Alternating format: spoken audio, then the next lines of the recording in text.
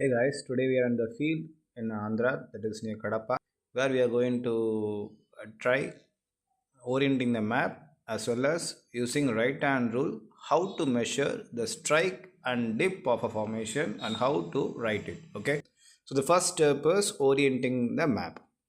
So, which is quite simple, that is, when you are in the field, you have to match the geographical north with your map north. That's it. So, to do this, what we are going to do is we are going to use the Brunton compass. That alignment parallel to that, if you keep the topo sheet, that is called as orienting the map. So, the first step, orienting the map, is over.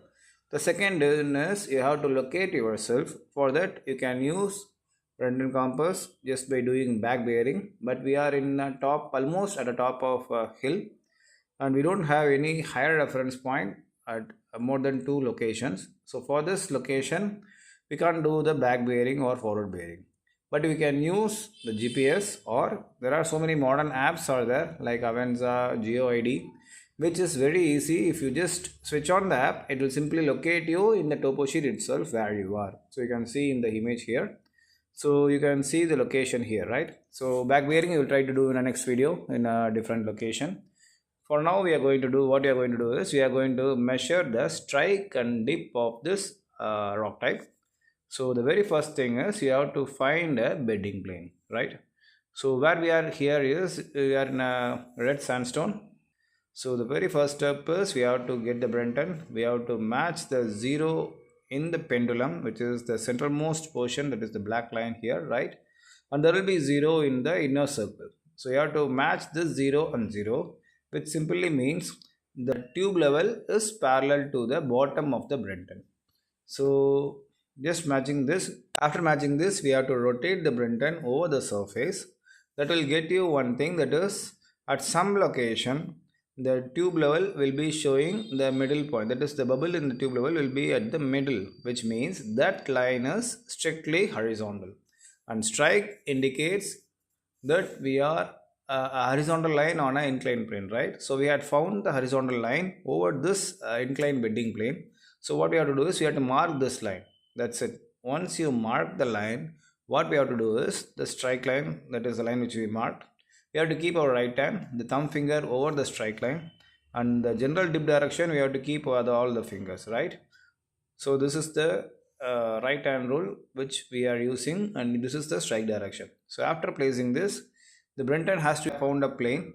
So in this plane, we know which is a generalized dip direction, right? So what we have to do is we have to keep our right hand over the plane, and if you keep the four fingers of your right hand should be pointing in one side, and the thumb finger will be pointing in the other side, which will be like thumb will be parallel to the strike direction, and the other, all the other four fingers are parallel to the dip direction, placed like this. So whatever the strike value that you are getting, so that will be noted in the paper, right?